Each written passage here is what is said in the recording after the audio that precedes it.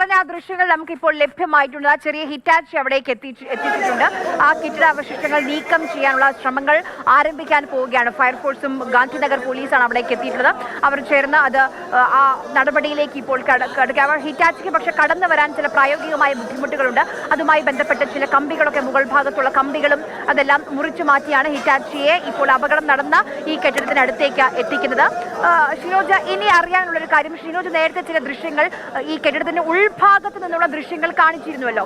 അവിടെ ബെഡുകളൊക്കെ കാണാനുണ്ടായിരുന്നു, ബാഗുകളൊക്കെ കാണാനുണ്ടായിരുന്നു. അതായത് ആ സമയത്ത് അവിടെ രോഗികൾ ഉണ്ട് എന്നാണ് ആ ദൃശ്യങ്ങൾ കാണുമ്പോൾ നമുക്ക് ബോധ്യമാവുക.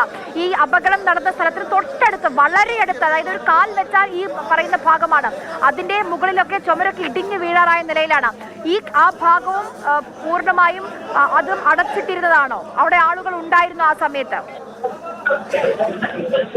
ആ സമയത്ത് അവിടെ ആളുകൾ ഉണ്ടായിരുന്നു, അവിടെ ചികിത്സ നടക്കുന്നുണ്ടായിരുന്നു. 100ഓളം വരുന്ന ഈ രോഗികൾ ആ ഭാഗത്ത്, ആ കെട്ടിടത്തിന്റെ ആ ഭാഗത്ത് ഉണ്ടായിരുന്നു. അതായത് ഈ ഓർത്തോ സർജറിയുടെ ഒരു ഭാഗം മാത്രം, അതായത് ബാത്റൂം പ്രവർത്തിക്കുന്ന കെട്ടിടം, ഈ പൊളിഞ്ഞു വീണ കെട്ടിടം, ആ കെട്ടിടം മാത്രമാണ് നിലവിൽ പ്രവർത്തിക്കാതെ ഉണ്ടായിരുന്നത്. അതിന്റെ തന്നെ 3ാമത്തെ നിലയിലുള്ള ബാത്റൂം ഉൾപ്പെടെയുള്ള കാര്യങ്ങൾ പ്രവർത്തിച്ചിട്ടുണ്ടായിരുന്നു. അതായത് താഴത്തെ 2 നില മാത്രമാണ് പ്രവർത്തിക്കാതെ ഉണ്ടായിരുന്നത്. അവിടെ ഈ പഴയ സാധനങ്ങളൊക്കെ കൊണ്ട് കൂട്ടിയിട്ടിരിക്കുകയായിരുന്നു. അതിന് ദൃശ്യങ്ങൾ ഉൾപ്പെടെ നമ്മൾ നേരത്തെ കണ്ടതാണ്. അതേസമയത്ത് തന്നെ മുകളിലെ 3ാമത്തെ നിലയിലുള്ള ഈ ബാത്റൂം ഉൾപ്പെടെയുള്ളവ പ്രവർത്തിക്കുന്നുണ്ടായിരുന്നു.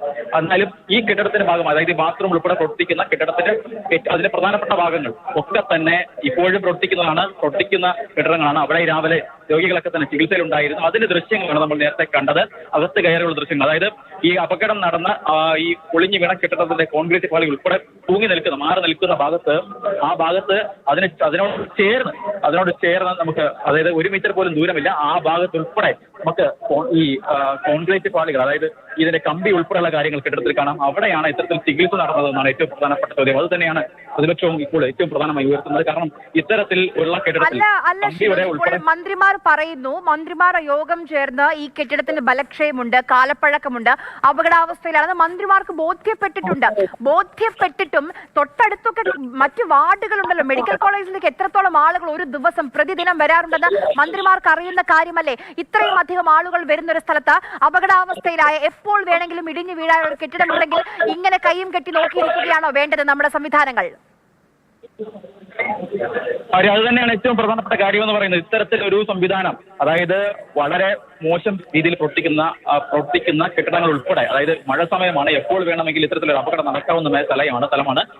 അതിന്റെ ചുവരുകളൊക്കെ തന്നെ കണ്ടാൽ അറിയാം. എപ്പോൾ വേണമെങ്കിലും ഇപ്പോൾ ഈ പ്രവർത്തിക്കുന്ന, ഇതിപ്പോൾ ഈ സുരക്ഷിതമായി നിൽക്കുന്ന സ്ഥലങ്ങൾ പോലും, കെട്ടിടങ്ങൾ പോലും എപ്പോൾ വേണമെങ്കിലും തകർന്നു വീഴാവുന്ന തരത്തിലാണ് നിൽക്കുന്നതെന്ന് പറയുന്നത്. ഇവിടെ നിൽക്കുന്ന ആളുകൾ, സംസാരിക്കുന്ന ആളുകളിൽ പലരും അവർ പറയുന്ന ഒരു പ്രധാനപ്പെട്ട കാര്യമെന്ന് പറയുന്നത്, നിങ്ങൾ അവിടെ നോക്കിയ ദൃശ്യങ്ങൾ കാണിക്കാതെ ഇങ്ങോട്ട് ദൃശ്യങ്ങൾ കാണിക്കാൻ അവർ തന്നെ പറയുന്നത്. കാരണം ഇങ്ങോട്ട് നോക്കുന്ന ഭാഗത്തേക്ക് ഒക്കെ തന്നെ ഈ ചുവരൊക്കെ തന്നെ പെയിന്റ് പോയി, അവിടെ കമ്പിയൊക്കെ പുറത്തേക്ക് വന്ന നിലയിലാണ് ഉള്ളത്. അതുകൊണ്ട് തന്നെ പായലൊക്കെ പിടിച്ചു നിൽക്കുന്ന അവസ്ഥയാണ്. അവിടെ എപ്പോൾ വേണമെങ്കിലും അപകടം നടക്കാൻ കഴിയുന്ന ഒരു രീതിയിലാണ് ആ കെട്ടിടം ഇപ്പോഴും പ്രവർത്തിക്കുന്നത്. അവിടെ ഇപ്പോഴും ചികിത്സ നടക്കുന്നുണ്ട്. അങ്ങനെയുള്ള വളരെ ഗുരുതരമായ രീതിയിലുള്ള ഒരു ആക്ഷേപം കൂടി ഇപ്പോൾ സാഹചര്യം കൂടി നടക്കുന്നുണ്ട്. എന്തായാലും ഈ നിലവിൽ ഭാഗ്യമെന്ന് പറയുന്നത് ഈ പ്രവർത്തിക്കാതെ നിൽക്കുന്ന കെട്ടിടത്തിൽ മാത്രമാണ് ഈ കോൺക്രീറ്റ് പാളി പൊളിഞ്ഞു വീണിരിക്കുന്നത്. അതിനൊപ്പം ചേർന്നുള്ള സമയത്ത്, അതായത് അതിനൊപ്പമുള്ള ഭാഗത്തൊക്കെ തന്നെ ചികിത്സ ഇപ്പോൾ നടക്കുന്നുണ്ട്. ഇപ്പോൾ